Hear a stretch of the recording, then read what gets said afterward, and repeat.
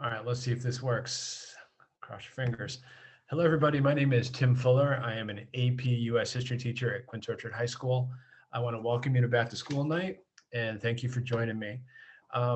If I can, I'm going to go kind of quick here. I'm trying to do this on one take, so forgive me if this is a little choppy. I'm going to start. I'm going to skip down to my slides, and I'll share these with you and just give you a quick intro to myself. I have new students. Your students are new to me this semester. So I'll tell you a little bit about me. This is my 7th year at QO, and this is my 6th year teaching APUSH. I love teaching APUSH. It's my favorite subject. Before that, I had a whole other career. I'm kind of a career changer. So later in life, I got back on track and got down to what I've always wanted to do and what I think I'm best at, and that's teaching. So another quick thing I want to share about myself is the fact that I have 2 kids. They're both MCPS students. One is in 8th grade. Jackie, she's a soccer player at Potomac, and she's going to go to WJ where her sister is now. Kate is a sophomore. She's a cheerleader, and she's also taking APUSH right now.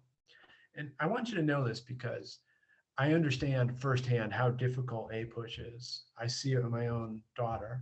And I also understand how challenging it is with this distance environment, everything that's been going on over this year. So I just really want you to understand that I know where your students are coming from. I am there, and it informs how I teach and sort of my whole philosophy. If you want to skip down, I have a couple more slides at the bottom here about me and a little more about what I'm like and my philosophy on teaching. So if you'd like to read that, it'll be in the slides. But let's get down to brass tacks, shall we? You already know a little bit about this course from last semester from Miss Tamburello or Mr. Mack, 2 of my colleagues. We work very closely together. So it's fantastic for us. We can share a lot of good ideas. Just remember, this is meant to be the equivalent of a college course. And it's a challenge, especially in the given environment we've talked about. However, I want you to know something. As I noted, I have your students back, and after doing this for 6 years, I got a good handle on how to make kids successful. We have 500 years of history to cover, 7 months, and it's really getting down towards crunch time. The good news is that we know the shortcuts. We know we know how the test is administered. We know the tricks and tips for writing, and we also know how to understand and focus the key content. So if you look, we only have, look at that, period 7, we just started. So we have 3 more periods and then we're done. No more US history, and it's time to take a test. I don't have it in front of me right now, but we're laying out a schedule for every single lesson for the remainder of the year. It'll be the same regardless of when we go back to school or we're teaching distance. But the point is, we know the key content, we know the key concepts, what's going to be on the test, and hope we can get your kids working independently to get them successful. Oh, speaking of success, here's a couple things I want to call out, and I'm showing these to you because I want you to reinforce these ideas with your student. I mean, number one is obvious. Be respectful to yourself and others. It's a different environment being virtual, so I want you to carry that forward. But more importantly, I want you to emphasize with your student is you got to make an effort. It's tough. I want you to be in class and be present. Turn your camera on, be engaged, get into the game. The students that have their camera on, a tendency to enjoy the class a lot more and continue and have a tendency to learn more. The third thing I want you to think about with your student is please remind them, don't be afraid to ask for help. Freshmen in particular are a little shy and afraid to ask for help. They think they're supposed to know it all and they're kind of afraid on what to do. The most successful students are the ones that come back and ask for help. There's so much and there's so many things going on. You can't do it alone. And look, I really want to help. So I'm always available. Encourage your students to reach out to me. I mean, you can see I'm talking so fast right now. I'm doing all these things. Sometimes you miss stuff. That's going to happen. So follow up with me. Oh, let me clarify that for you. I'll do whatever I can to help kids, and always reach out to me. I'm always available during our lesson times for the drop-ins, I'll set up an appointment if you need me to on Zoom, and you can always email me. So speaking of this availability, we have a Canvas page, which you may have seen. I'm trying to streamline it, cut it down a little bit. I'm getting there. I think students are giving me a lot of good advice. So we have our modules and assignments, which will have all the daily work, including the homework, which we're trying to limit. We're trying to focus homework just on what's most essential. Course resources, I threw that in there. It's going to have APUSH info, writing help, rubrics, key concepts, everything that'll help them with the course. And then finally, I have the link to Zoom and the Zoom link, so you can check in on those tutoring days or how to get into on the Wednesday, the check-in Wednesday. And if you want to use this, you can too. It's my remind, so you can text me. Talk to your kids about that. It's very helpful.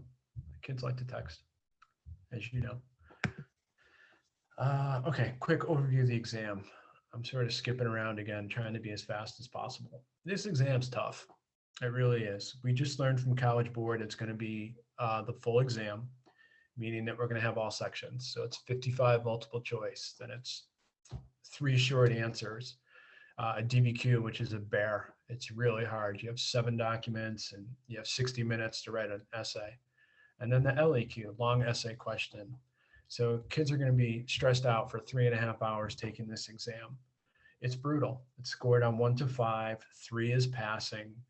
Historically, about half the nation gets a passing score. Half the nation includes juniors and seniors. In many other parts of the country, you take U.S. history as your junior or senior class. So they're up against kids with a lot more writing experience. QO is always done right around the national average, despite having freshmen. And this is most kids' first AP. Last year we did great. We had a 62% pass rate. I would love to see that again. So questions about the test, you can email me because we're not sure what's going on with the test. What we do, 2 things we know down here, do know. It's going to be the full 9 periods, 500 years of history. It's going to be the full test, so it's going to be multiple choice and all the written parts. But what we don't know is when it's going to happen. So College Board announced last week, and College Board runs the test. AP Human Geo test will be on May 6th. That was the original plan. But what they're going to do is do 3 different administrations of the test. This first one is the original. It's going to be on paper, the full, 3-hour test at QO, done. I have to be careful here. There's 3 options. Montgomery County and QO are still deciding which option is best. Option number 1 is not changed, and that's to do the paper test on May 6th. That's what I'm preparing the students for. I don't know if we're definitely going to do that because there's a second option, not May 28th. May 19th. On May 19th, students will be offered to take the test. It'll be electronically. They're going to take it in school or they can be at home. It'll still be a full test, but it's going to be electronic. Sorry, I had the wrong dates. I copied this from my other AP class. They'll finally offer an electronic version on June 2nd, which is the same day I think QO graduates. So I can't imagine we're going to be in favor of that option. My gut is that we'll probably lean to the second administration of the test, which means it'll be online. Kids have been studying doing everything online already this year. So maybe I think it's probably beneficial, but that decision's above my pay grade, so to speak. And I'll keep you posted as I find out more information. Okay. Finally, the slides about me, which you can review again. And I'll just wrap up on this main slide. So thank you for turning out for back to school night. Please use this email right here. Reach out to me if you ever want to talk or set up and see how your student's doing. I'll continue to push information home as I get greater clarity on what happens next with the test. And I think that's it. You probably have done 7 or 8 of these things tonight. So you're probably ready to go on. So anyway, I'll keep these posted, the slides posted, and please follow up with me for any questions. So thank you very much. I look forward to working with you. Bye-bye.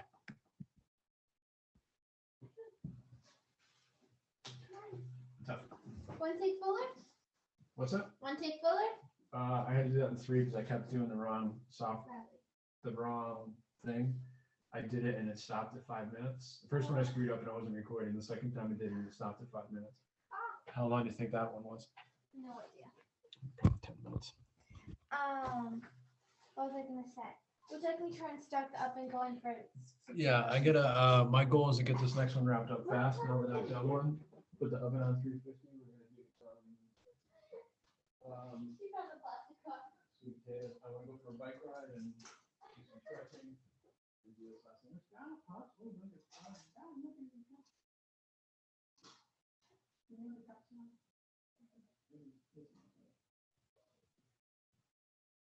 It makes her so happy to be on here. Like so many like things she can play with. Like she doesn't know what to play with. It's like special for her too, because she's not only allowed to. Maybe she sees that little weapon. Wait, back. Wait, no, wait. Sorry.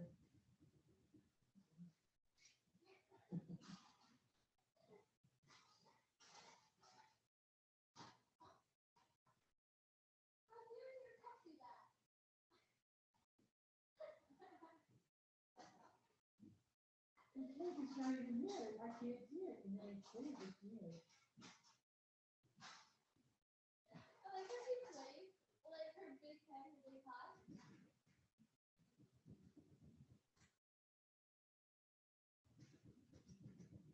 There's a ball right there. Oh, You put a ball? 2 balls. She's got one in her mouth. You put a ball in your mouth? Yeah, she's shaking her mouth.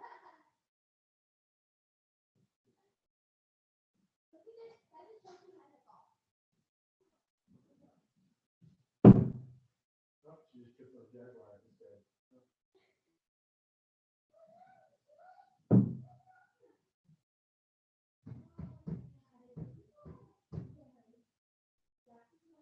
Are we getting the other one done?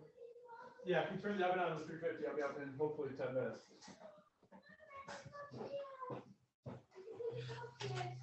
Okay.